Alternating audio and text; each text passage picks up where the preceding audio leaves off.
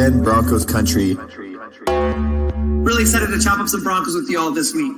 Bourbon, Broncos, and no BS.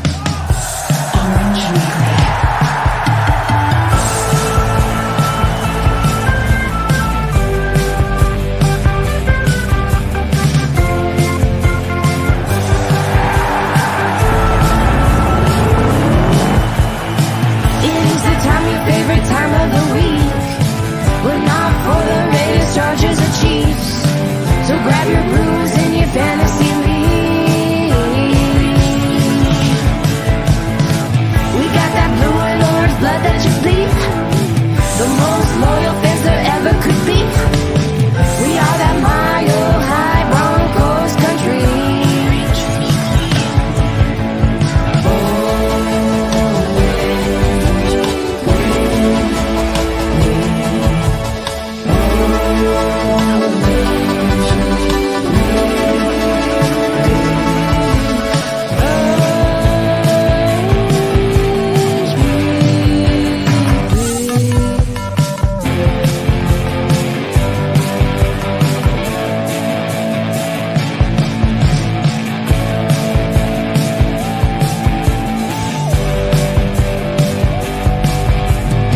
Orange Weekly, fans, brews, and Broncos news.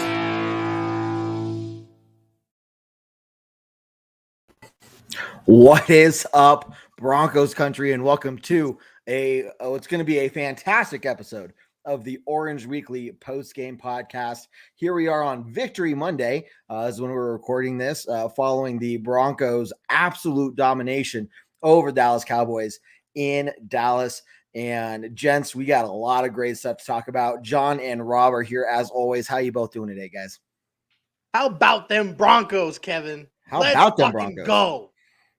I am so shocked today, and I'm so excited. This is the best win I've seen in 5 years. Let's go. Let's keep this momentum. That was amazing. Yeah, I will say, guys, I am a little frustrated, though. I am frustrated in where has this team been? There were some things that went right for us that definitely helped us out, but we were able to move the ball in offense and put up 30 points. And just where has this momentum been? Where has this play calling been? It's frustrating to see that we've struggled for so long now. Even last week's win was, against the Redskins was, the Washington football team, was ugly. But this win was just phenomenal in so many ways. You're right. It's probably one of the best win, if not the best win we've had in 5 years, man. Kevin, I'm not going to let your negativity get me down right now. I'm going to ride this high. Do it. I don't care. I understand what you're saying, but I'm just going to enjoy the moment. I don't care how bad we looked before this game. We looked amazing. We're sitting at 5-4. We have a chance to be 6-4 going into the bye week. I mean, things are looking a lot better today than they were a week or two ago. Oh, sure. Yo, can I just tell you that I literally was watching this game, and it was like Dr. Jekyll and Mr. Hyde. Kevin, you said that before, but this team played with, I'll be honest, they played pissed off. They played like the fact that, nobody thought that we were going to beat Dallas because we lost Von Miller. And again, wish him the best of luck. But, that's the way that we should have been playing all damn year. Those 4 losses, we came out flat. We didn't play like this. Like, I was completely shocked. And the fact that you were there to witness it live, I'm a little jealous, Kevin. I'm a little jealous. And, I just want to get this out of the way. Sure. One of the Dallas Cowboy players was quoted as saying it was embarrassing because all I heard in that stadium was "Go Broncos." So shout out to Broncos country for traveling and showing up. And I agree, John. Let's keep this shit going. Let's keep this train rolling, boys. I love it. And I agree that you guys should be jealous of me because of how great an experience it was. And I'll break that down here in just a second. But there's a way for everybody who was not able to be at that game to feel a little less jealous And that really is through utilizing what offers DraftKings has for you all. So if you're a football fan, which we know you are since you're listening to this podcast, and you're ready to score some free bets, well, you can now bet on any NFL game this week with DraftKings Sportsbook, an official sports betting partner of the NFL. New customers who bet just $1 on either team to score can win $100 in free bets. When a team scores, you score. If Sportsbooks isn't available in your state yet, DraftKings will not leave you empty-handed. Everyone can play for huge cash prizes all season long with DraftKings Daily Fantasy Sports Contest. DraftKings is giving all new customers a free shot at millions of dollars in total prizes with their first deposit. Now, here's what you need to do. Download the DraftKings Sportsbook app now. Use promo code TPPN. Bet $1 on either team to score and win $100 in free bets. If they score, you score with promo code TPPN this week at DraftKings Sportsbook. You must be 21 years or older in a state that supports sports betting. New customers only. Minimum $5 deposit and $1 wager required. One per customer. Restrictions apply. See DraftKings.com/sportsbook for details. If you have a gambling problem, call 1-800-GAMBLER. Okay, guys, I do So we have want to be 100? Is that what I heard, Kevin? you have to be 100, yes. Okay. Between the ages of 21 and 100. If you're over 100, I'm sure they'll let that slide too, though. So I think it's 21 is like the hard number there. I want to start this all from the beginning. And for me, that beginning was Friday flying into Dallas. And immediately I noticed Broncos fans everywhere in DFW there. And that was a big indication right away, obviously, that there's a lot of people here that are flying in on a Friday. It's not even the day before. It's Friday, and people are already flying in for this game. There was the Army Air Force game the day before that on Saturday. And even then, there were a lot of Broncos fans walking around in their Broncos stuff. Terrell Davis was there. Some people got some pictures with Terrell Davis, which was fantastic. I looked for him. I didn't find him, unfortunately. I was jealous. But even then, I'm like, okay, we're going to have a really good showing and get to the game, and we sure as hell did. Now, talking to fans before the game, I think we all had the same hope that, hey, any given Sunday something can happen, but we're just here to enjoy the game and hope it's not a blowout, that we're not going to get our butts completely demolished, and let's just hope for the best, right? The game starts, and what we noticed right off the bat was both teams started slow, and the Cowboys came out completely disrespecting us on 2 4th-and-1 attempts early on, not going for a field goal on either one of them. One was a little more midfield, which I could see is maybe at the further end of field goal range. The other one was definitely in field goal range. And how do you guys feel about that? What did you see? Because our interpretation of it in the stands, and I even read an article about it today, and the players even spoke about it, was how disrespected they felt with this team, with the Cowboys going out and pretty much just saying, we know you guys suck. We're going to go for it on 4th-and-1 because we really do not see you as a threat whatsoever. We don't need to get a field goal right now because we're going to get this 4th-and-1. And if we don't, so what? We're going to end up killing you guys anyway. So what do you guys think? I don't know about that. Like, I hear where you're coming from. I understand what the articles that were written about it, and maybe it was because we're such a different team. But early on in the season, weren't we saying we need to be going for it on 4th down because this team, these coaches are playing for their lives? I understand that the Cowboys aren't in that same situation, but it was both of those were within a yard of a 1st down on 4th down, right? Like, and it was in there. Like, if they don't get that 1st down in both those situations, it's not like the Broncos are automatically in field goal range. To me, it doesn't seem that absurd that they went for it on both of those. I'll tell you what, though, I was excited as hell to see the Broncos stopping them. I mean, those first 2 drives by their offense were literally what changed the whole scope of that game. Yep. Allowed our offense to come alive, get some momentum, and literally the rest is history after that. Yeah, that first one when they had Ezekiel Elliott in the backfield and we stuffed him a yard to 2 yards behind the line. Shout out to the defensive line getting the job done, boys. Jeez. Holding Ezekiel Elliott to, he didn't, I'll be honest, he didn't look very good. But you know who did look good? Javonte Williams, first 100 rushing yard game shout out to him. Congrats on that there, sir. First of many. Yeah, the way they're playing, hell yeah. Right. And I'll be honest, Javonte Williams runs pissed off. And I love that about him. Like Melvin Gordon has, he's gonna juke, he's gonna spin, he's gonna hurdle, he's gonna be flashy. Javonte Williams just puts his head down and says, "Let's fucking go. Let's go. Let's And go." that is the way that we need to freaking play. Mhm. The run game looked great, the offensive line looked great. I don't want to jump the gun, but Glasgow did fracture his ankle. Yep. So he's Unfortunately. out for the rest of the year. Mhm. But the backup lineman looked incredible. Mhm. Yeah. Calvin Anderson getting the start at left tackle with Bowles being out. I mean, he looked like a rock star. And if that's our number 3 tackle, I'm okay with that because he's going to get now that Massey's out again. We're jumping on with injuries, but he's going to get some more playing time this week, I'd imagine, assuming that Bowles is back as well. So yeah, you're right, Rob. Like the offensive line looked fantastic, even with backups. Our number 6, number 7, number 8 guys in there on the offensive line. Loved it. And that's what we need to keep seeing. I've said it before. Look at last year. We looked terrible at the offensive line at the beginning of the year, and we end up being a top 10 unit by the end of the year. So, right. I don't know. Maybe that's how this team operates. They just need some momentum. They need to get going a little bit. They can't start the season hot. Granted, we still got 3 wins, but you know what I'm saying. Yeah.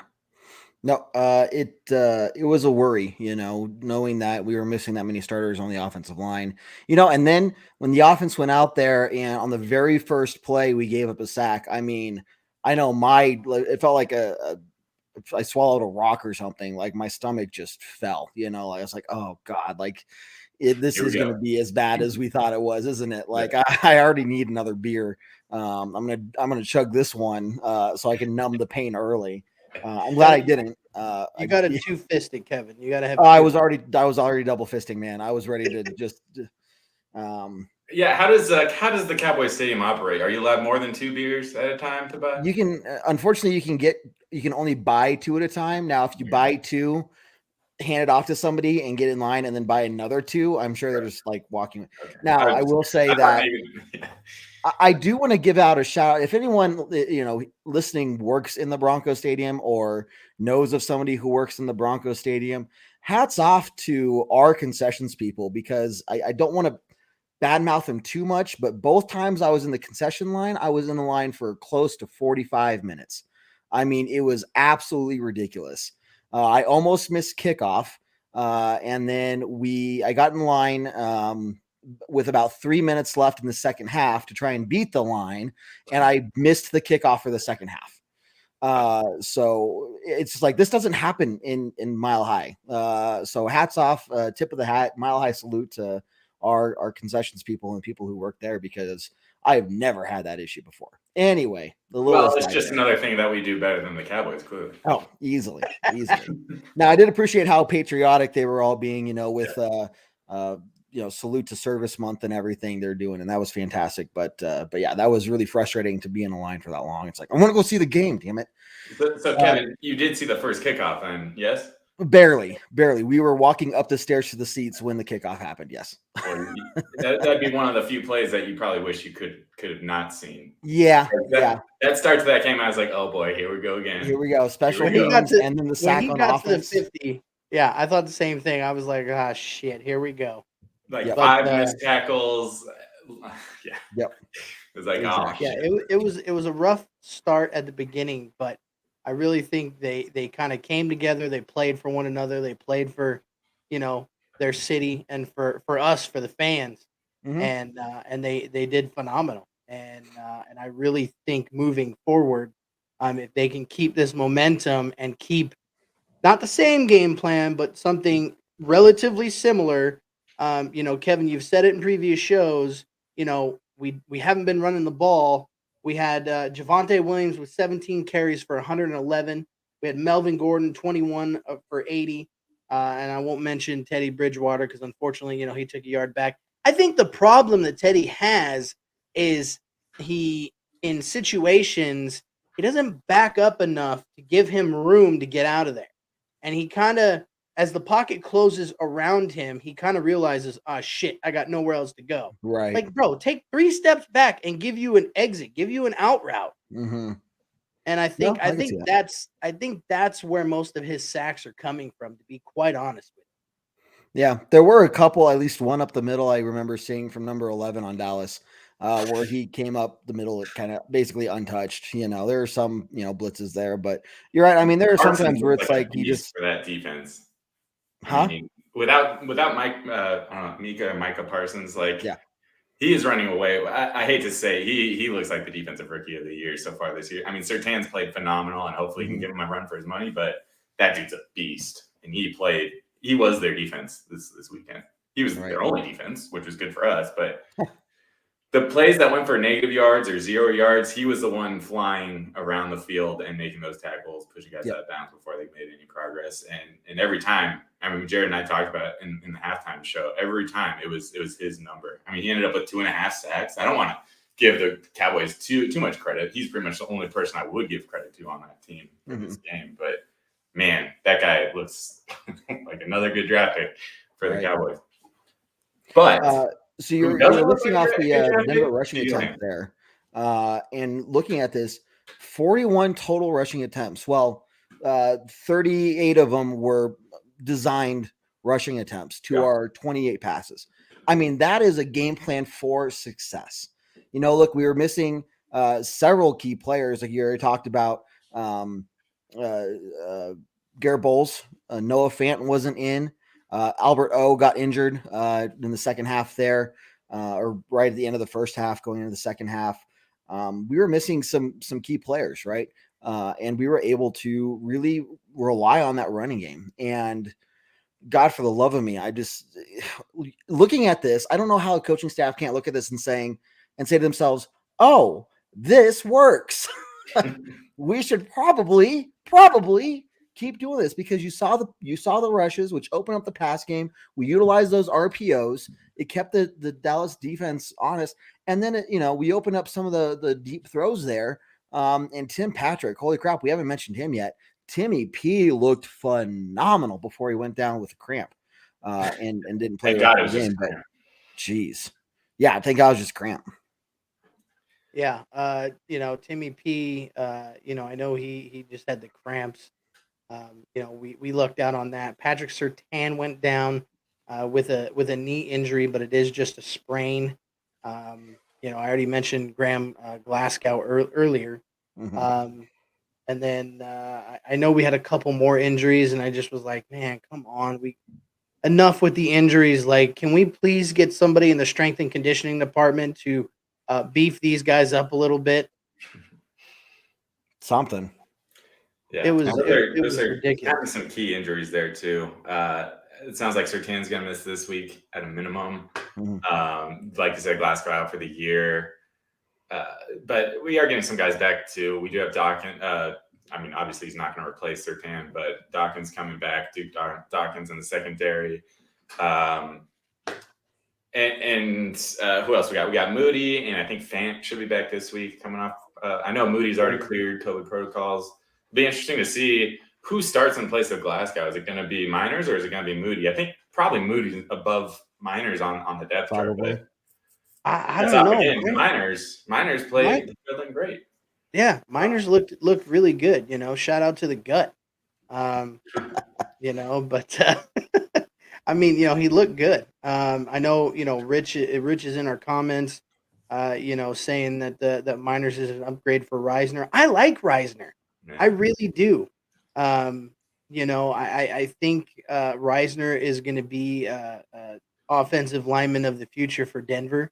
But I think Miners definitely is a good backup. Right now, I don't know if I'd call him an upgrade. That's just me personally. I still, he's a rookie. He's still got a lot to learn and a lot to grow. But I think moving forward, if he keeps developing, I think he will be pretty good. And even Cushenberry played good at center this week. Absolutely. Yeah, and that interior of our line has kind of been the weak point for us. I think the most for offensive line. And yeah, they finally kicked it up. I mean, Reisner, he's one of those guys. He's a fan favorite. I mean, I love seeing him at the end of the first half, like yelling at the coaching staff to kick it for a 67-yard field goal, which we can talk about that whole end of the first half. And so he played good as a rookie, and then it seems like every season after his rookie year just has not felt the same. He looked amazing at his rookie year. What, 3 years ago now? So, 3 years. Yeah. It seems like he's just taken a little bit, slowed down a little bit since. I don't really understand why or what's happened. I don't know if it's playing with a different center, a rookie center that maybe he was getting more center help before then, but hopefully that was last year. Together. So what's up with this year? Yeah. I don't know. I mean, either way, they look good this week. So if they found a special chant they do before the game or something, I don't know. Maybe they're all wearing lucky socks. I will say, speaking of lucky socks, I got new lucky socks as an early birthday gift. So I'm going to attribute the win partly to those that I was wearing. So make sure you wash them, Kev. Well, yes. I mean, if we're in the playoffs, it'd be a different story, but No, you don't watch those things until we lose. Too late. But yeah, so a lot of good things. Now, for those listening on iTunes, Spotify, Google Play, first off, thank you for tuning in to the Orange Weekly Podcast. We do this for you, and we love doing this for you guys. If you hear us talking about seeing some comments in the chat or whatever, we do this post-game podcast live on our YouTube channel. So if you're watching on YouTube or if you are listening wherever else, make sure you go to our YouTube channel and hit that subscribe button. When we're at 100 users, we can rename our URL. So it's a lot easier. I could say it's like youtube.com/Orange Weekly. That's not it right now. It's like a whole bunch of letters and numbers that I don't know off the top of my head. So we're close to that. We're about 30 people away. So please go over to our YouTube channel and hit that subscribe button for us there. But we are seeing some comments here, and I do want to appreciate all of you who are commenting here. One negative, and not sure what's going on, but Brandon McMoney kind of looked like, he missed a field goal again in the Washington game. He missed an extra point and a field goal. I think it was this last week. Was it a field goal as well? I believe. Dude, it's like, what are you what are you doing, man? Like, get out of the You're supposed to be the one we don't worry about. You're supposed to make money. What's going on here? Exactly. Yeah, I don't know if I've ever seen him miss an extra point. None comes to mind anyways. Maybe I just like it if it did happen. But yeah, and then those field goals were kind of at important times of the game. Now, luckily, hey, I don't care if we're scoring 30 points each week and he misses a field goal and an extra point, I'll take it. All right. Yeah. So yeah, there was one point in the game where you could tell Denver was like, do we try to kick the field goal or do we just run the ball and go? I think it was before halftime. Yeah. And when he missed the extra point, even I was like, did somebody touch that? Like, what happened? Unfortunately, you can't be 100% all the time. Shit happens. I'm glad that we did score as many points on offense where we didn't have to rely on Brandon McManus. Say that three times fast. Nicely done. Somebody needs to just tell him to shake it off and get out there and practice a little bit. I know, I've never played on AstroTurf myself in high school, but I know, speaking from other college athletes that I'm friends with, AstroTurf, which is what Dallas's field is a lot different than real grass. So you can kind of give him a pass. But if this becomes a trend, then somebody needs to sit him down and go, okay, what's up, bro? Do you need to eat Cheerios or Wheaties in the morning? Like, what's going on? Mm-hmm. Well, hey, back to your point, though, he's got to shake it off. I mean, he did shake it off. He still had 3 good field goals in the game. Absolutely. And every other extra point was good, which is, expected. But I think he's got to still be near the top of the league for his percentage of made field goals this year. So let's not be too hard on the guy just yet. Now, just got to break the trend, though, for him. Yeah, I think, come back to Denver against the Eagles and snap back out of it, get back to his 100% basically rate. I'd still like to see him reclaim the record or break the record there in Denver. I don't know why they didn't let him have the chance. Just do it, especially Why this didn't they game. do It's it? like we're winning so much. Like just go for a long field goal because we can. But it's not in Denver, so let's do it at home. That last drive of the first half did upset me. Yeah, let's talk about that. It was, I was watching on the TV and the line like I was talking about, but kind of a weird mix of do we just take it to halftime, but do we also kind of be aggressive and get some more points before the half? It was kind of weird. It was kind of dysfunctional, if you will. Yeah, it didn't really make sense. We had plenty of time. I think we had like 1:40 to get to start. We were That's at some timeouts too. Still, yeah. It seemed like they weren't quite sure what they wanted to do. Well, at first it seemed like they were just content running out the clock. They're going to run the ball. If they get stopped, at least they took a bunch of time off the clock, not giving Dallas a chance to get some momentum before halftime. And then they got that first down with like a minute left. And I was like, okay, now call the timeout. Now let's go. Like now let's open up the playbook and get some points before halftime. And they just huddled up. They took 30 seconds off the clock and it made no sense. And then they decided, okay, yeah, we are going to try for it now. But it's like, make up your mind one way or the other. Like, I can't, it was just pissing me off so much. And then they get in 67-yard field goal range. Like, go for it. Just break the record. Like I said, Reisner's out there like, what kind of offensive lineman do you hear trying to get the coach to get the kicker out there? That never happens. Right. But whatever. I mean, at the end of the day, we still won. There's just like these little things here and there that makes me question, like, what I think at that point, Fangio just didn't want to screw something up and let the Cowboys take momentum, like I said. I think we definitely I don't like it.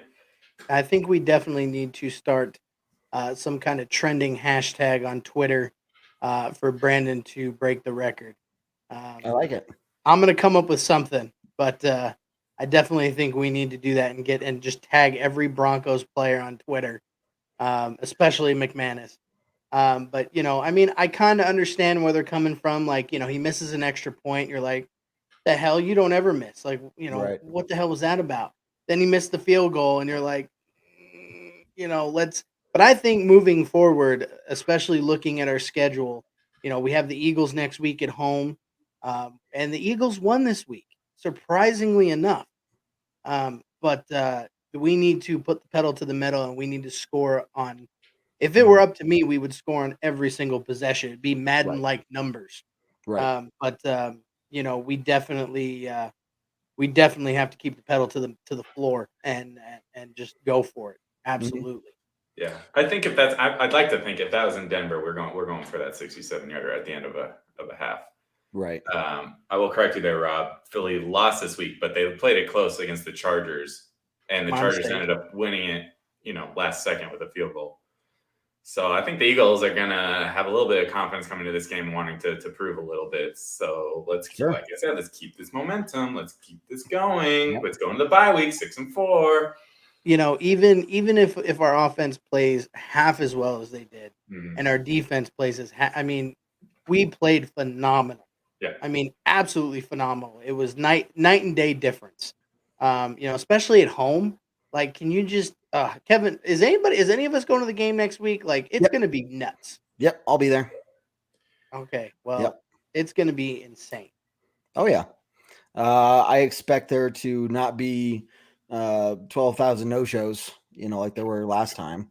I think there's gonna be a lot of excitement, right? To really see what this team can do. And I mean, the expectation here is they've turned it around. They went out there, they played with confidence, maybe confidence they didn't really have to begin with, but after those fourth down stops, for those two things right there, major swing in momentum for us that we took advantage of the entire game until garbage time at the end. I mean, the score was 30-0, until the last 5 minutes of the game where we just gave up garbage time points, which whatever at that point, don't care. It's like, okay, no more injuries. Albert O is hurt. It's like, okay, stop. PS2 is hurt. Just no more injured players. Yeah. Give them points. Let them kill the clock themselves. But yeah, I mean, talking about the bye week, we come back. We'll have 7 games left at that point, and 5 of them are going to be divisional games. Yeah. Now, the way this team played and the confidence they had and their execution that they had on the field, the play calling that we saw. This is a team that I would say, yes, definitely could very well beat the Chargers in Kansas City, or beat the Chiefs in Kansas City in December, which historically is not something we've done. This team could very well do it. This team could beat the Chiefs at home. This team could beat the Chargers twice. This team could beat the Raiders again. I mean, this team playing the way they are could very well win the majority of the games they have left. Now, the question is, can they, was this a one-time performance? Yeah. Only time will tell, Kevin. Exactly. But now, like, this is what we've been looking for all season. Maybe not to, like, I probably even in our craziest of minds, did we ever expect we'd score 30? That's not even true, because I said in the pregame, best case scenario, we score 30 points. But I didn't think that we'd stop them and almost shut them out. Right. But this is score 30 points. It's like, okay, well, they probably be scoring 30 as well, at least close to it. And who's going to get that last second field goal to win the game? Right. Yeah. Right. Exactly. So, but this is like, we know we had this talent coming into this season, and we've just kind of been waiting to see. It's like, okay, we're going to capitalize on this. And we finally did. So the question becomes, is this what, like you said, is this a fluke, or are we going to keep the momentum? Is this the turning point of our season? Right? Like, maybe you could say the Washington game was, if this really continues from there. It wasn't a pretty win, but it's a win. And now we start, kind of running on all cylinders and going from here. I mean, there's no reason why we can't play this good. We had, during the halftime show, we were just like, we were hesitant to say we're up 19-0. It's like, okay, what's the second half going to look like? Right. Are we all of us in the stadium are doing the same thing. Everybody around us. Yep. Yeah. We're concerned. It's like, are we going to see 4 quarters of football from this team? And 100% we did. Take away that garbage time scoring. Like, I don't care. The game was over by that point. So let's see. Okay. Now that we've played a full game, like a legit, way more than expected performance against the Cowboys. Let's keep momentum going, winning these games, playing consistently. Yeah, I was definitely rooting for that shutout for sure. Would have been nice, but yeah, I mean, Kev, I agree with you. It's like, okay, just let them score. No more injuries. Like, I get it, but moving forward, God, it felt good going into work today. Did you guys not just feel absolutely incredible going into work today? I have to say, I'll feel good tomorrow when I go into work. Flying home today again. All the Broncos fans in the airport it was go Broncos everywhere. Everyone was still wearing their gear. Awesome. It was go Broncos, yeah. Like, Cowboys, their fan base, they have such an extensive fan base. Like, it's so great that Denver just took over that game and took over that stadium. Yeah. Didn't expect that. I mean, there were just so many things I didn't expect from this game, but it just goes down to, can we run the ball? Can we be smart? I really think what you're just looking at the last few games here, last couple games especially, the connection between Bridgewater and Tim Patrick is solidified. I mean, this game should have definitely solidified it. Tim Patrick needs that contract. If George Payton can do anything to get an in-season contract, which is going to make him cheaper versus during the offseason, obviously we're going to wait and see what the rest of the season does in terms of which direction do we go. I'm still saying if we end up being 9-8, even if we don't get in the playoffs, this coaching staff's coming back. We're probably going to re-sign a lot of players, and we're going to say, okay, we're going to just, try it again, because we were pretty close. If we end up, knock on wood, God forbid, that we end up, going back to our, ways of October and losing a lot again, you're probably going to see players like Timmy P walk, but I would like to see Timmy P with a new contract here soon. But the connection between those two has been phenomenal. And this week solidified that for sure. Yeah. And the weird thing for me was Cortland Sutton only had 1 catch for 9 yards. Yep. Yeah. He was only targeted twice. So, yeah. So that's very. I mean, I'm glad Timmy P stepped up, and again, thank God he just had cramps. Um, you know, I, I definitely agree with you. We got to sign him. I don't know why we haven't signed him before. Mhm. Like he's really played very very well, and has been a outlet and touchdown machine. When his number's called.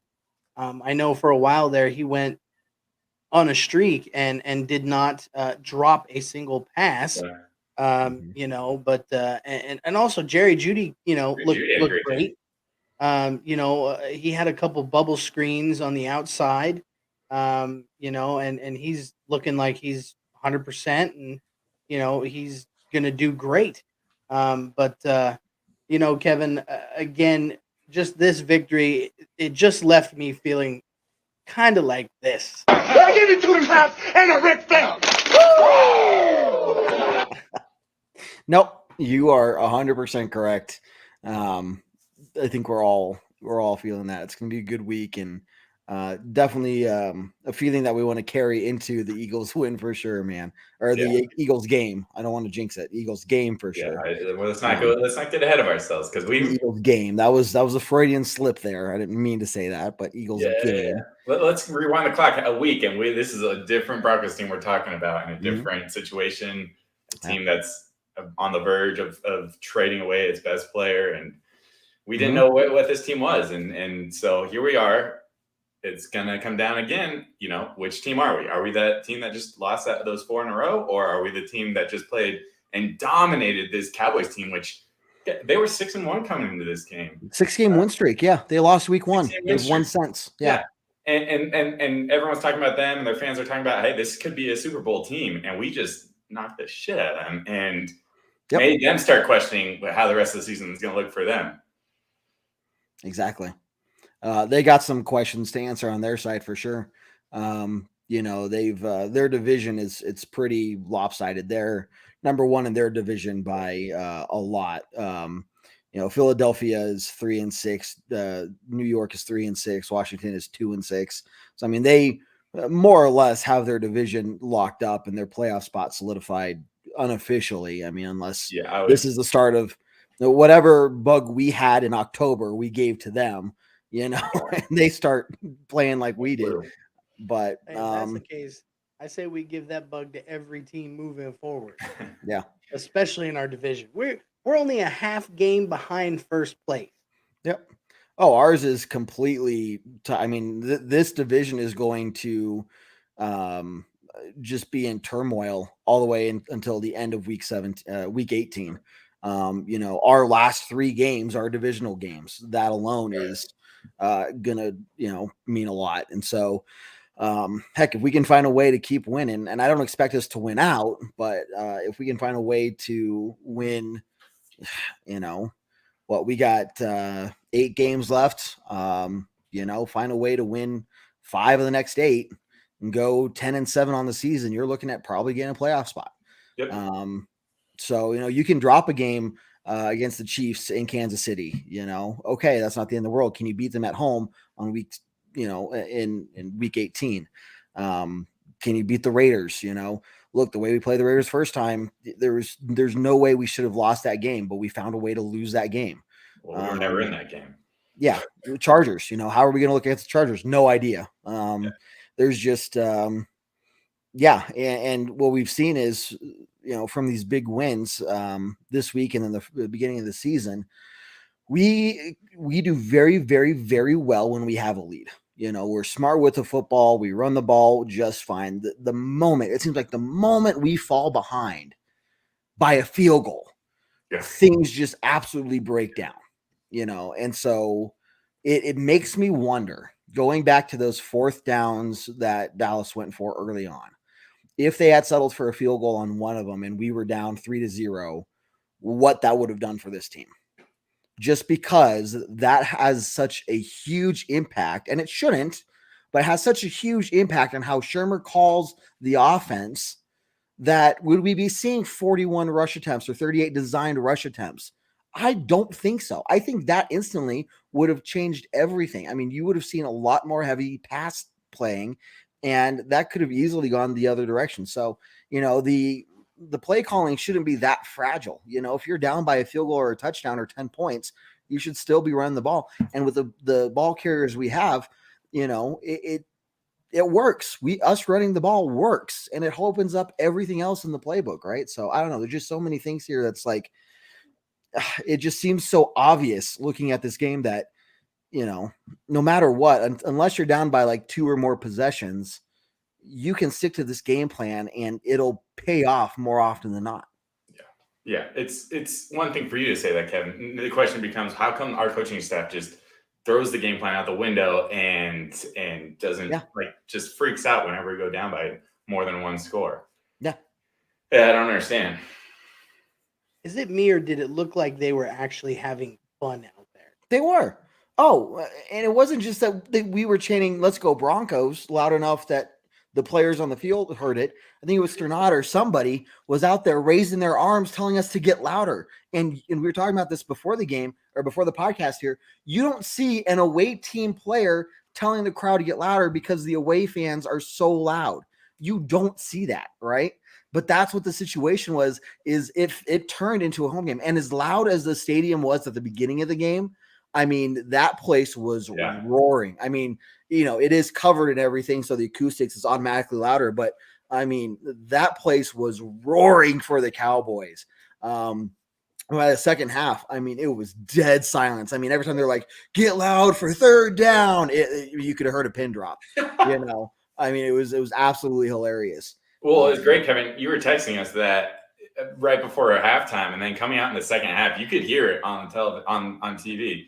On that kickoff, you were hearing the "Let's Go Broncos" chant, and it was a good feeling because the game was not over at that point, 19-0. I mean, this Cowboys offense, that's not an insurmountable lead that they can't come back from. Yeah, Richie in our chat says, our first touchdown was from a 13 personnel. Nearly fell out of my chair. I thought someone must have pulled Trimmer's headset off and called the play instead. Yeah, that's a very fair point. He doesn't do that. He doesn't call 13 personnel plays, but he did. Look, maybe he's like, maybe I should experiment and see if these things work. Holy crap, they do work. Maybe I should do these things more often. Or he'll look at this and say, yeah, that was a dumb idea. I'm not going to do this again. I don't know. Kevin, don't even say that. Due to a Shermer, I don't know what he's thinking, man. I don't know. Only time will tell. All I can say is I hope that losing streak is behind us, and we've learned from our mistakes, and this is the team that we should expect moving forward. It's obviously very hopeful thinking. Let's see again. The Eagles is going to be the first way that we can find out is which direction are we going for the rest of the season. Also, back to your point, Kevin, I don't know how I feel about this.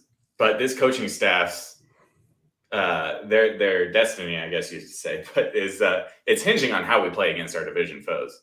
Mm-hmm. So is this going to be a playoff team, a winning season, or not? And they're going to have to, beat their division to be that. And that's true every year, of course. But I like that we're ending against the division to see how good this team really is. Yep. You can't say, well, we played most of the division games at the beginning of the season, and the teams were still trying to figure each other out, and with Teddy Bridgewater being the starter, new quarterback to Denver, you can't say any of that. There are zero excuses. I mean, this team is in midseason form. Whatever injuries we have been happening. They've been around each other long enough. They know the system. There is zero excuses. And so if we go out there and fall flat against those guys, I mean, that's, I'd say this coaching staff is one nail away from being, done, being, that nail going in the coffin, and they're fired. So, but if you look at the rest of the division this week, the Broncos are the only ones that is going to scare anybody. I mean, you have the Raiders losing to the Giants. That's weird. Yeah. Chargers barely pulling it off against the Eagles, and the Eagles have not looked too scary this year. I think they've had 2 wins. I don't want to say too much bad about the Eagles because we're going to talk about them plenty this week, but that's felt like for how hot the Chargers have looked this year, that looked like it was going to be an easy win for them. And then the Chiefs against, a offensive-less Packers team without Aaron Rodgers, they only put up 13 points. And exactly. And it's the Chiefs, so they can always get hot, right? Like, I don't know what is going on with the Chiefs, but look at this division this last week. Broncos are the only one that looked legit in my mind. Yeah. The The Raiders, question you just know, goes back to, can we keep it up? with the Raiders, losing Henry Ruggs, Right. we won't get into that. Everybody knows about it. They also released their first round draft cornerback for off the field issues. Yeah. It's a shame to see such young players make those kinds of decisions and throw their entire careers away. But as a Broncos fan, you're like, okay, well, that's one less weapon that they have to use. Yeah. And like you were saying, John, with the Chiefs, they haven't looked all that great this year. Pat Mahomes had that concussion. And again, just a lot of teams have had injuries. I think the Chargers are going to be the test for this team, for this defense, and for this coaching staff, honestly. Yeah. Which is interesting because in the last 3 years, we have not played our division well at all. Nope. So it would be fitting that if this coaching staff does get to stick around, which I'm still skeptical, if we're going to be a playoff team, which I'm definitely skeptical, they should have to prove it against this division. Mm-hmm. Yep, agreed. I mean, it doesn't matter how Kansas City is looking when you get to Kansas City versus Denver matchup. I mean, both teams are going to be looking for blood, right? I mean, they're both going to come out super motivated. The Chargers are looking to show that they're not a fluke team, that they're the real deal. The Raiders already kind of showed us that they can make us look stupid. And part of it was we made them look good, right? But from an outsider looking in, they're like, oh yeah, they made the Broncos look stupid. So yeah, how do we look against the division? And that question is, well, let's just say when we get past the bye week, things are going to start looking. I think we play the Bengals after the bye week, or no, that's the Chargers game because you're going to that at the end of the month, John. So right after the bye week, I mean, you better hold any momentum you have after the bye week going into that because it's time to go. It's go time. Yeah. And look, we're getting our bye week at a good time here. Depending on what happens with this Eagles game, knock on wood, that there's no other serious injuries, but that's going to be a good time for people to recuperate, like get some of these guys back. I think we're expecting Chubb to be back after the bye week. And there's a lot of other guys. I mean, Surtain's missing this week, but hoping he's back after the bye week. And he's been a freaking stud for us. He looks like the long-term future of our defense. So let's get to the bye week. Let's pull out a win. That would be phenomenal to be 6-4, like I said, and get a little bit healthier, a little bit. It feels like we have the worst injury record in the league. I don't know, but let's get a little bit healthy and finish out this season strong. Ride the momentum wave. This league is all about momentum. That's very cliche to say, of course, but it's true, right? You get streaky, and the teams that get streaky are the ones that make the playoffs when they get streaky at the end of the year. Yep. Awesome. Okay, I think we've said all we can about this awesome win. I mean, I could keep bragging about how fantastic it was to be there, but I won't. We'll save that for the Tuesday night show. So for those of who are listening for the first time, maybe I met you in the airport or at the game. I gave you my card. If you're listening, thanks for joining, and glad I met you at the game this weekend. Just any other new listeners, we have a ton of Broncos content for you all. We have this show. We have the pregame podcast, which again is on iTunes, Google Play, Spotify, all those good places. We have our live shows. The Tuesday night, start with Monday night, Orange Weekly After Dark, which happens right after Monday Night Football. We also have Tuesday night is Bourbon Broncos No BS, 7 p.m. Mountain Time.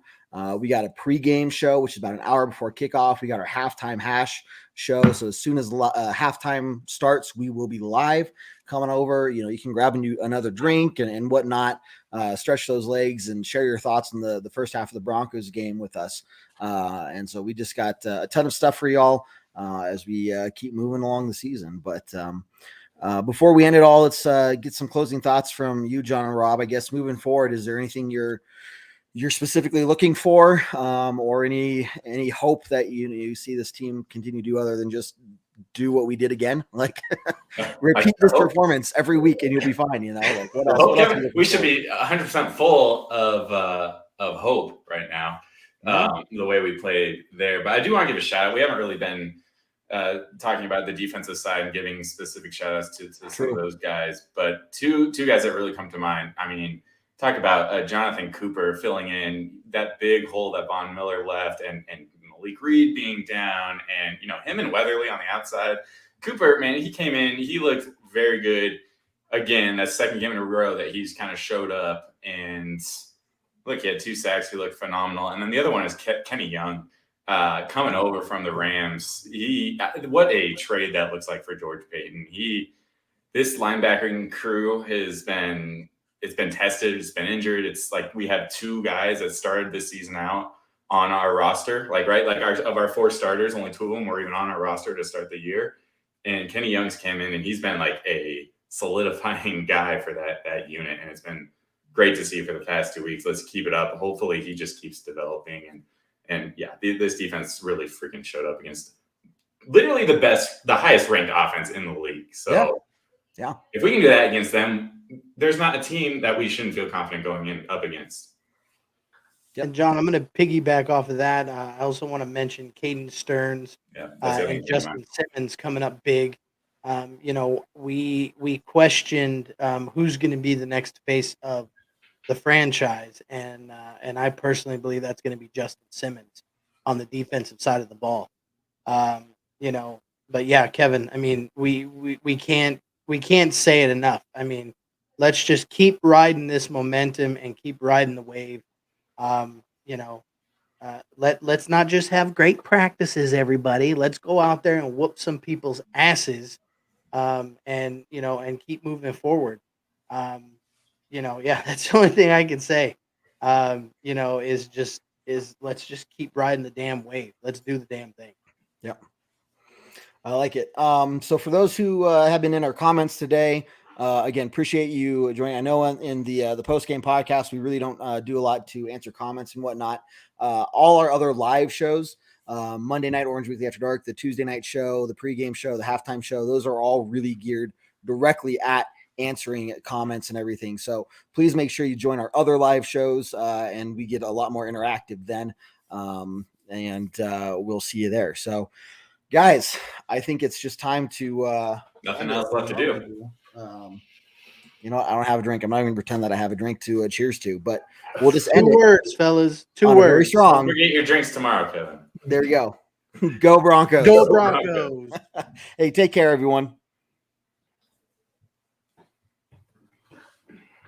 Do what I like, yeah, I do what I like, yeah, I do what I like. Sipping goose, if it's right, and I go with the flow, yeah, I go with the flow, yeah, I go with the flow, cause I know I'm the show. In the zone, here I go, in the zone, here I go, in the zone, here I go.